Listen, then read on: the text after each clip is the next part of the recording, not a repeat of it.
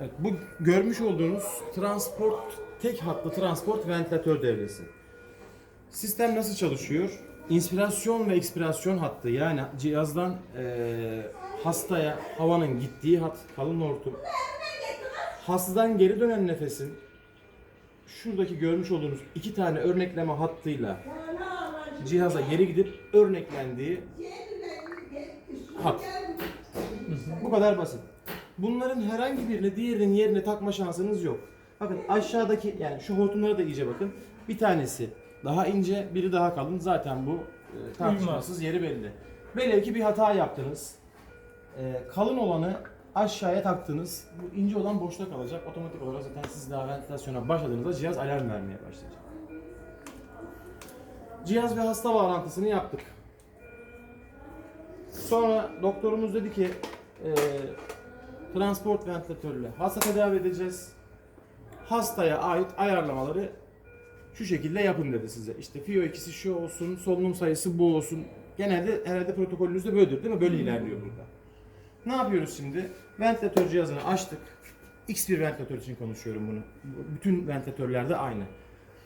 Hangi solunum tipi ve hangi ventilasyon modunda hastayı solutacaksam, bu ne demek oluyor? Yani hastanın akciğerinde oluşturacağım basıncı mı yoksa hacmi mi hedef alacağım?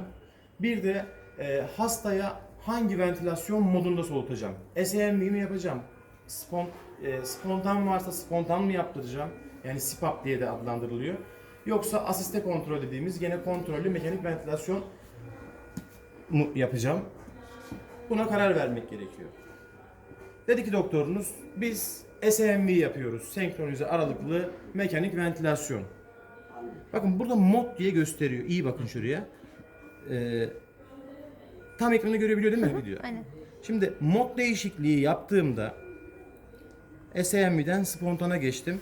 Bakın ekranda bir sürü parametre vardı biraz önce. Sadece 3 tanesi kaldı. Onaylayalım şimdi. Yaptığımız tüm değişiklikleri mutlaka ve mutlaka buradaki accept tuşuyla onaylamamız gerekiyor. Eğer onaylamazsak cihaz hafızaya daha önce kaydedilmiş olan, yani bir önceki set edilmiş olanlara otomatik olarak geri döner.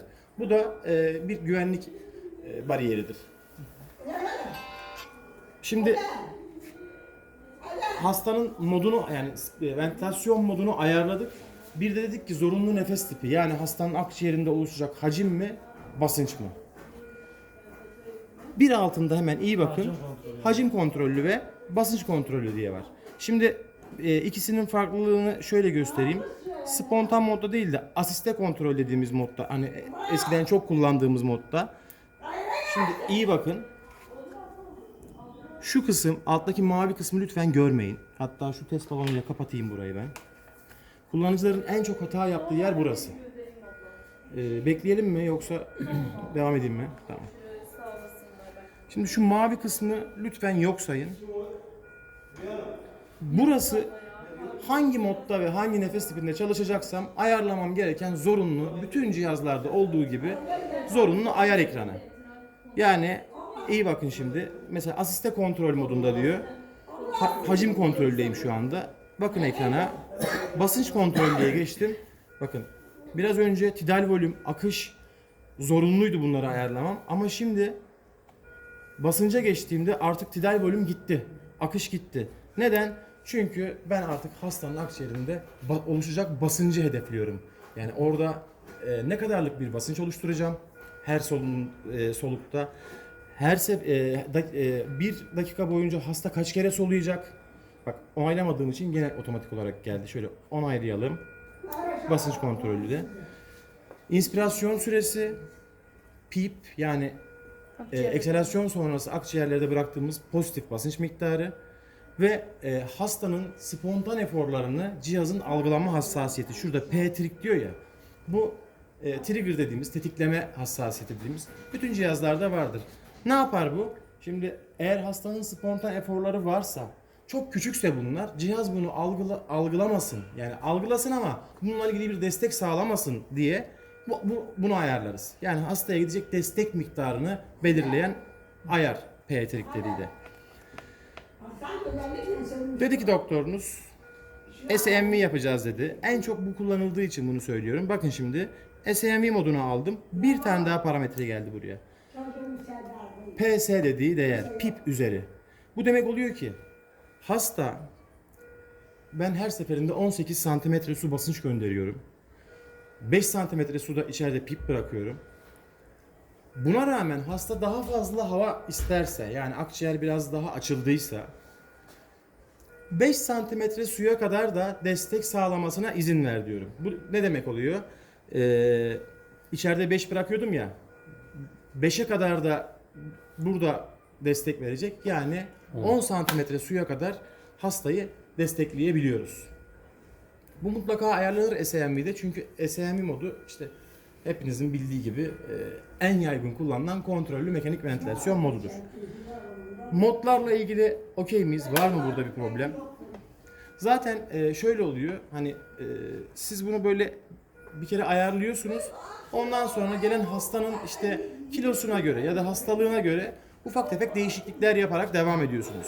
Şurası, şu gördüğünüz ekran, çalıştınız, kapattığınız cihazı, tekrar geri açtınız, aynı yerden devam eder. Bir değişiklik yaptınız, dediniz ki inspirasyon basıncını arttırayım birazcık dediniz, artık 20 santimetre su olsun dediniz. Onayladınız, devam etti. Artık 20 santimetre su oldu. Siz bunu değiştirene kadar bu ayar burada böyle sabit kalır. Şimdi geldik işte en çok hata yapılan yere. Şimdi şu az önce görmeyin dediğim mavi ekran var ya. Burası hastaya bizim gönderdiğimiz değerleri monitörize ettiğimiz ekran. Kullanıcı ne yapıyor? Çok hakim olmadığı için cihaza.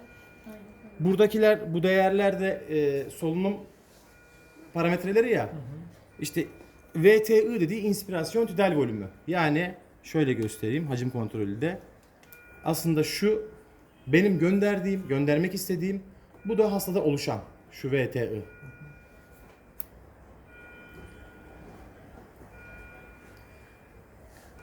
Ne yapıyor kullanıcı? Diyor ki hastanın diyor birazcık diyor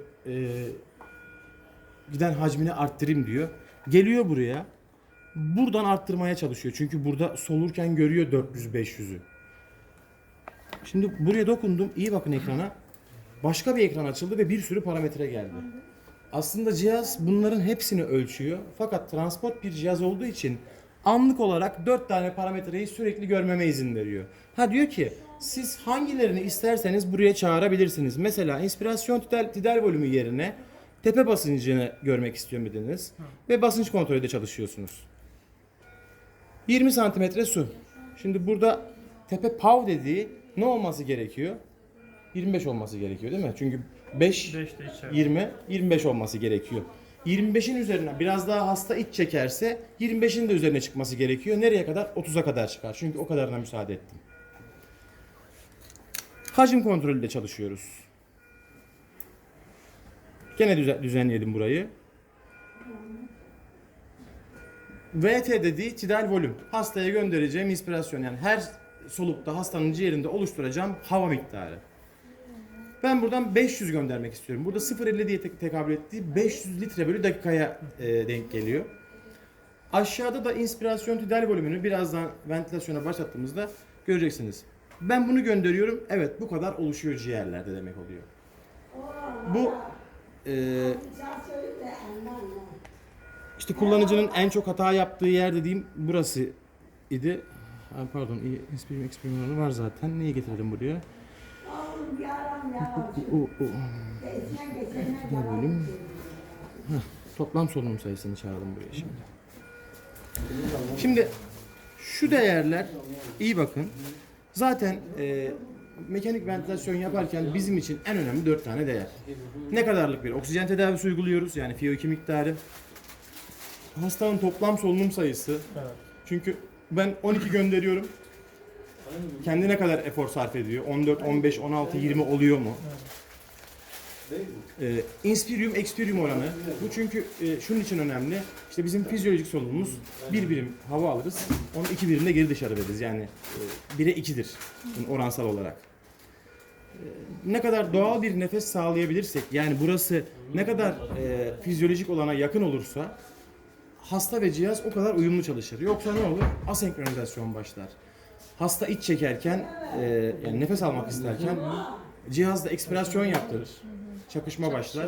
Bu sefer bu işte hani kaş yaparken göz çıkartmak gibi bir şey oluyor. Yani hastanın akciğerlerini tedavi etmeye çalışırken daha çok hasar veriyoruz. Hocam hastaya bağlı. Oradan bize gösterseniz daha uygun değil mi? Neyi?